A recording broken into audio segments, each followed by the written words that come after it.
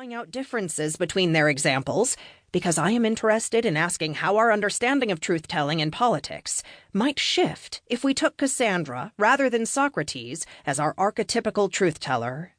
Invoked as a model for what we now call civil disobedience, Socrates appears as an exemplar of seeking absolute truth and justice over and above unjust, biased state and local laws and edicts. Through reference to his example, political theorists have been able to raise important questions about truth-tellers, philosophers, activists, experts, movement leaders, confronting an intransigent demos. That is, questions about why a people whose passions, or love of sophistry, or desire for wealth, makes them unable to recognize truth. Yet Socrates' example does not raise, or raises less obviously than Cassandra's, the question of how someone appears legible as a truth-teller in the first place. Put differently, Socrates' example tends to suggest that conflicts over truth in politics are due either to popular passions or ignorance of truth, rather than asking how various forms of power function to keep different kinds of individuals, women, people of color, queer, trans, and gender non-conforming people, outside the circle of the hearable. Hierarchies of citizenship, class, and gender set the boundaries of Socrates' political conflict about truth with his fellow Athenians.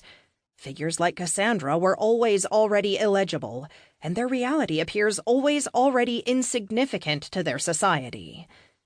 If Socrates' predicament helps to illuminate the predicament of Thoreau and Gandhi, Cassandra's predicament gestures toward a different set of experiences, of ordinary women who tell the truth about sexual assault and are not believed, of people of color who tell the truth about police violence, brutality, and killing and are not believed, of queer, trans, and gender non-conforming people who tell the truth about violence, bullying, and the social invisibility of wrongs done to them and are not believed, of those trying to tell the truth about wars, violence, and oppression and are not believed, and of others, excluded from the circle of the hearable, who are trying to create a meaningful place in the world by telling the truth about their exclusion from it. Cassandra's predicament is not the predicament of heroes and great men. Rather, her predicament helps attune us to the significance of experiences of women, trans people, queers, and people of color trying to tell the truth so that they might survive, demand a society in which their reality matters, and create the possibility of living differently. To be clear, Cassandra and contemporary marginalized individuals are not cast as suspect, unbelievable, and mad only because of their identity. Rather, they also tell truths that are unsettling to power and privilege. In different ways, they offer their societies what I call insurgent truth, a kind of truth that does not stabilize society by offering pre-political facts, but instead unsettles society by showing that the social ground is already rough, exclusive, and often lopsided. Cassandra told the Trojans that they would lose the war and be totally destroyed. Black Lives Matter activists tell Americans that their society is premised on white supremacy and the presumed worthlessness of black lives.